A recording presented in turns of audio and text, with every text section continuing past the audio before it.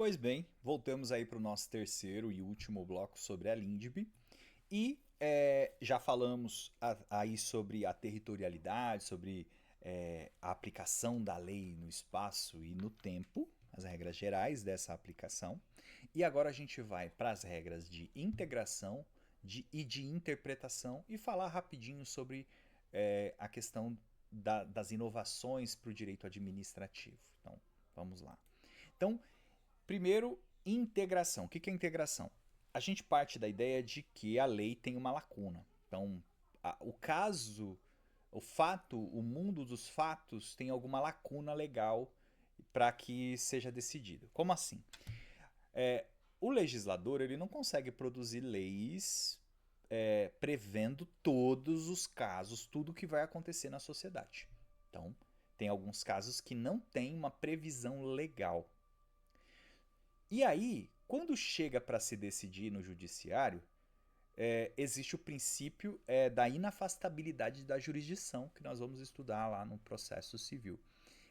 O que é isso? Que o juiz ele vai ter que decidir. O juiz não pode simplesmente falar assim, pro seu caso não tem lei, então eu não vou decidir. Eu lavo as minhas mãos. Lavo minhas mãos. O juiz não pode fazer isso, né? O juiz vai ter que decidir. Só que, como é que o juiz faz se não tem uma lei que regulamenta esse caso em específico? E aí vem a ideia de integração. O juiz vai ter que integrar, ele vai ter que meio que criar uma norma para aquele caso baseado em outros elementos. Quais os elementos? O artigo 4º prevê que o juiz, então, nesse caso, ele vai ter que decidir ou pela analogia, em primeiro caso. Se pela analogia ele não conseguir, ele pode ir pelos costumes. E se pelos costumes ele não conseguir, vai pelos princípios gerais do direito. O que é analogia? Analogia, ele vai pegar um caso parecido. Espera aí que minha canetinha deu um pau aqui. Ele vai pegar um caso parecido, uma norma parecida, né? Ou um outro caso parecido que já foi resolvido e vai fazer uma comparação do caso que ele está tendo que analisar com esse caso que já foi resolvido, com essa norma que resolve outra coisa. Isso é analogia. Aí ele vem e aplica essa norma por analogia para aquele caso, para resolver aquele caso. E aí ele acaba dando uma resposta para aquele caso, mesmo não tendo uma lei específica. O nome disso é integração. Ele está integrando norma para aquele caso especificamente. Não, ele não conseguiu fazer por analogia. Não tem nenhuma lei realmente comparável e não tem nenhum outro caso comparável. É totalmente novo, uma situação completamente nova. O que o juiz vai olhar? Para os costumes. Então, como que a sociedade costuma entender um caso parecido com esse? E o que é costume? É a prática reiterada, aquilo que a gente faz naturalmente várias vezes, que a sociedade faz várias vezes e que é aceita como válida. Costume é isso, é algo que a gente faz e que é aceito como válido. Perfeito, ele vai olhar então se tem algum costume que se aplica àquele caso. Se os costumes são favoráveis àquele caso. Né? Desde que esse costume não seja contra a lei, né? Contra a legem. Esses costumes eles precisam ser praeter legem, ou seja, para preencher a lacuna, a favor da lei. Exemplo, vamos dizer, é um exemplo ridículo, mas vamos dizer que o juiz ele queira aplicar para uma norma, de repente, o costume do jogo do bicho. Fala assim, o jogo do bicho é um costume, é uma prática reiterada que a sociedade aceita como válida. Ele pode então pegar a aceitação social, o costume do jogo do bicho para aplicar em outro caso? Não pode. Por quê? Porque o jogo do bicho é contra a lei, não pode ser aplicado. O juiz só pode aplicar costumes. Opa, desculpa. O juiz só pode aplicar costumes que sejam a favor da lei. Certo? E mesmo assim não tem nenhum costume. O que o juiz faz? Os princípios gerais do direito. O princípio geral do direito são aquelas ideias universais, né? Algumas regras universais sobre o direito, como não lesar, viver honestamente, dar a cada um que é seu, o direito não assiste os que dormem, né? Tudo mais. Então, aqui teria um papel quaternário. O que significa papel quaternário? Significa que primeiro o juiz aplica a lei. Para resolver um caso, ele tem que aplicar a lei, a jurisprudência, etc. Puta, não resolveu. Ah, então eu vou aplicar a analogia. Ah, não tem analogia, eu vou aplicar os costumes. Ah, não tem costumes, então aí eu vou aplicar os princípios gerais do direito. Porque os princípios gerais do direito são esses princípios geralzão mesmo, que eu consigo aplicar em qualquer situação. Tá bom? Pegadinhas de provas um pouco mais complexas é falar que a equidade é um método de integração. O que é a equidade? A equidade, eu diria, de maneira bem simplória para você entender, é como se fosse o bom senso. O juiz olha pelo bom senso dele, sabe? Pela vivência dele, pela experiência dele. O juiz vai lá e fala: ó, eu decido desse jeito porque é a maneira como o meu coração está mandando. Quase como se fosse desse jeito, mas ele fala com outras palavras, com umas palavras jurídicas mais bonitas. Não se admite se a lei, a norma que não existiu uma regra prevendo a equidade. Por exemplo, num caso, isso a gente vai ver lá em processo civil, um caso em que o juiz tenha que decidir honorários advocatícios. Ele vai prever honorário advocatício, só que a verba ali o valor da causa é muito pequeno, o quanto a pessoa foi condenada, sucumbiu, é muito pequeno. Nesse caso, o juiz vai ter que fazer o quê? Ele vai ter que condenar em honorários advocatícios. Ele vai condenar em R$ 100? Ele vai olhar e vai falar, pô, deixa eu ver o quanto esse advogado trabalhou, essa advogada trabalhou, se o caso era muito complexo e tudo mais, e eu vou, por equidade, arbitrar o valor X. Então, às vezes o valor da causa é R$ 100 e o juiz vai lá e condena em 1.000. Condena a outra parte a pagar a sucumbência em 1.000. Pode isso? Pode. Pode. E isso está previsto, expressamente previsto na lei, lá no Código de Processo Civil, no artigo 85, parágrafo 8º, se eu não me engano. Depois vocês conferem lá para mim, para ver se é isso mesmo. Mas está previsto lá que o juiz vai arbitrar. Quando não der para ele colocar o valor da causa, não der para arbitrar sobre o valor da causa ou sobre o proveito econômico e tudo mais, ele vai determinar um valor lá. Isso é equidade, tá bom? Equidade é regra de integração? Não, equidade não é regra de integração, tá bom? A equidade só é admitida se for expressamente prevista na lei. Então, quais são as regras de integração? Analogia, costumes e princípios gerais do direito. Não vai cair em pegadinha, hein? E interpretação. Cara, interpretação aqui a gente poderia ficar muito tempo, mas como o que cai para você sobre Lindbe é a lei, o artigo 5º ele fala que o juiz, quando ele vai interpretar uma norma, ele vai ter que olhar os fins sociais que essa norma quer e o bem comum, ou seja, aquilo que a norma quer atingir com relação à sociedade, e não a literalidade da norma. A norma vai lá e é literal. Não.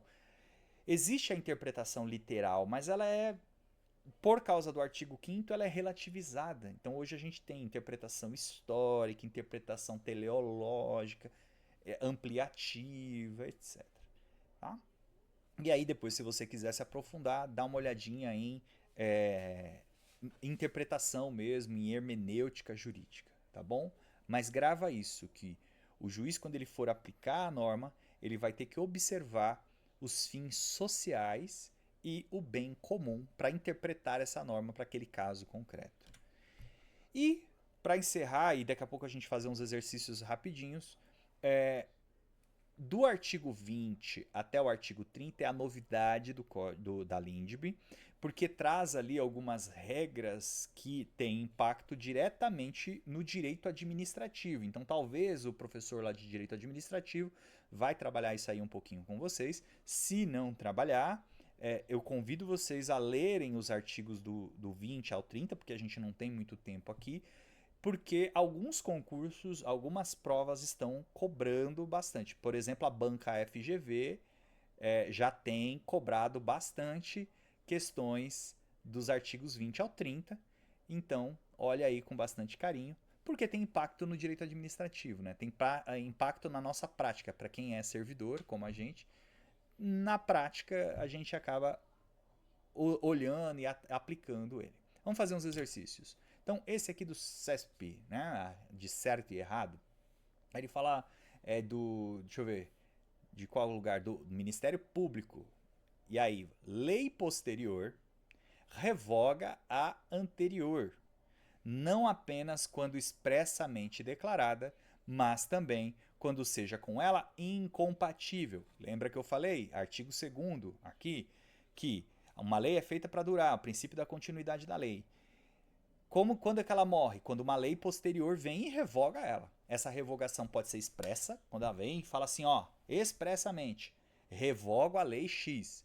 Beleza, revogou. Ou tacitamente, em dois casos, quando é com ela incompatível ou quando ela regula por inteiro um determinado ponto. Perfeito. Então essa afirmação aqui está correta. Você tinha que marcar o item certo nesse tipo de prova. Mais uma da CESP aí, que é do que? Do TRT.